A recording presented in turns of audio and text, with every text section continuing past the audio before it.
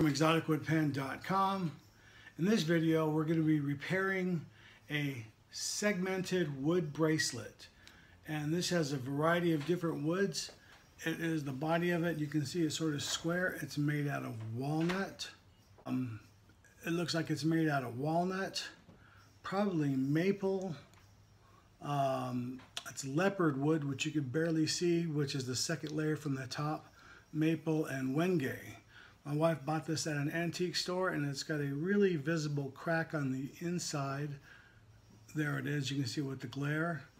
And anyway, we're going to go ahead and soften the edges, make it a little bit larger, or giving the illusion it's larger by softening the edges and repairing the outside, and then sanding it down and bringing that dead color back to life. So this will be a quick and easy fix, but it should be fun at the same time. And it'll make her happy, which will score some points. Can't go wrong with that. Okay, here we are at the lathe. I just put down a piece of wax paper down so I can protect my lathe bed. And then I'm going to use some thin CA, which of course I use a lot of, it seems like. And the last time I used this, I had a little bit of a problem with squirting. I'm probably going to do a couple applications of this stuff. Oh. Let me cut that end.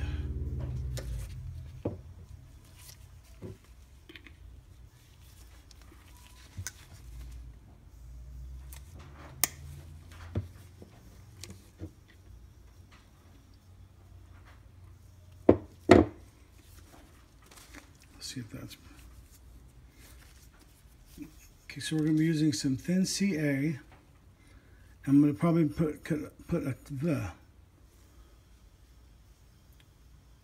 going to be using some thin CA glue. I'm going to put down a couple applications of this in here. I'm not going to use any accelerator. I'm just going to let that cure, and then wherever else it was raised,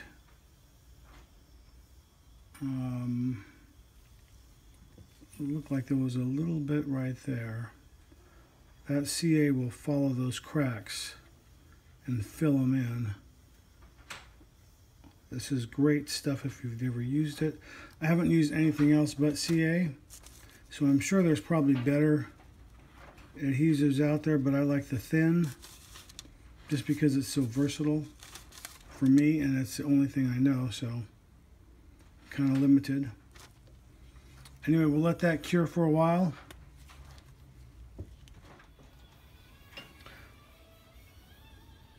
Okay, so that's been glued. I haven't straightened it out yet or sanded it down or anything. And a rough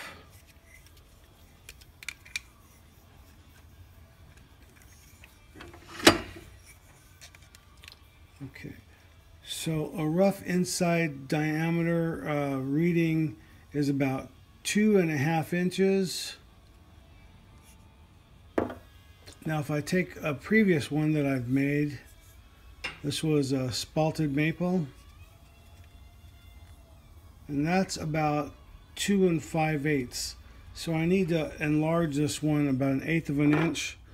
So that's basically going to be about a 1/16 inch cut is what I'm going to use the 1/8 inch parting tool.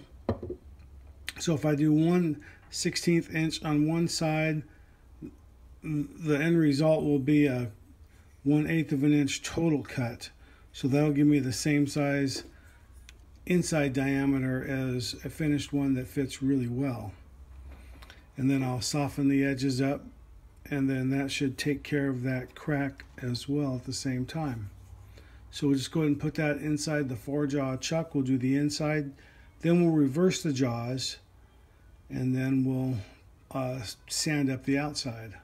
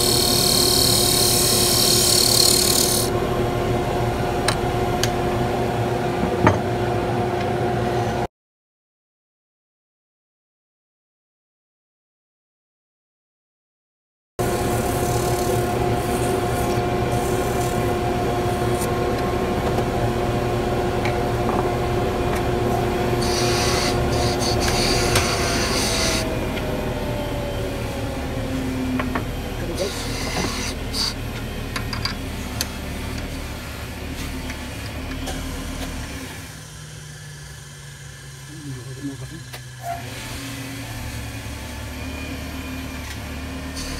Let's go ahead and remeasure that.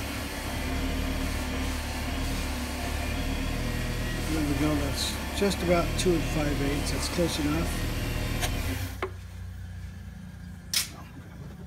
So I'm just going to use some Hut Perfect Pen polish and finish the inside of that on both sides before I do the outside.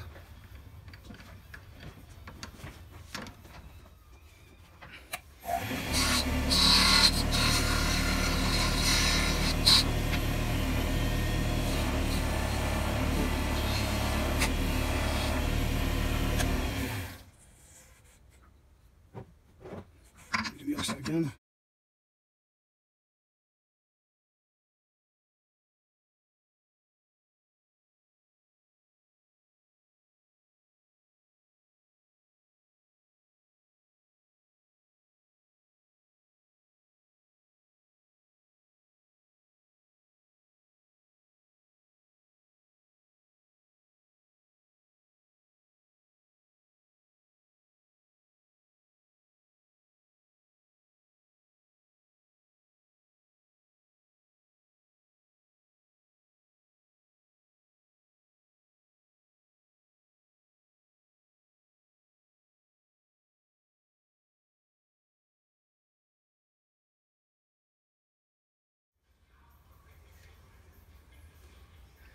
Four jaw chuck I replaced the jaws.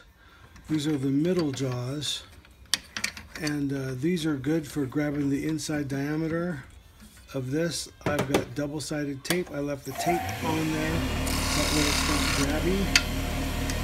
So I get this perfect for sanding on the outside. Expand that out, and the tape will also grab and ruin the finish on the inside. I'm just going to sand one side, flip it over, sand one side, finish it, flip it over, and then sand the other side. So the vacuum will be on.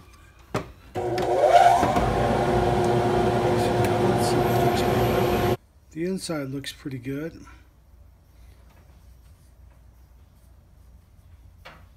Now we'll just do the outside. Switch these jaws out.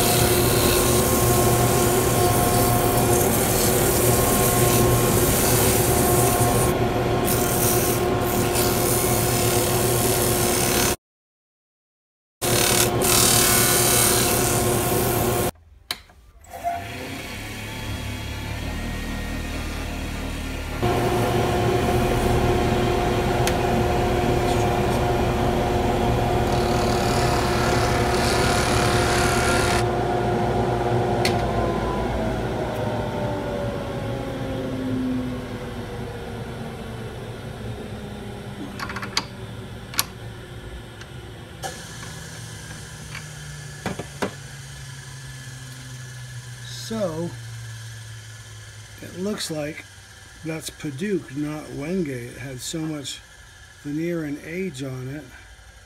So that's going to be really nice looking. I think I might just have to hand sand some of that after I rough sand it.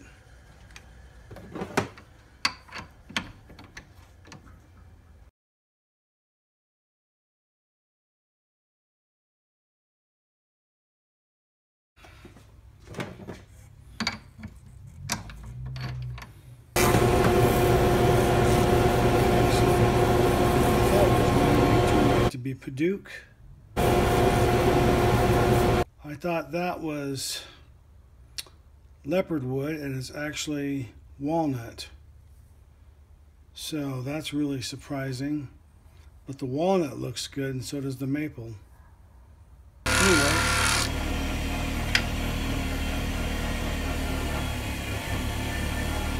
Anyhow, that was a fun, simple project.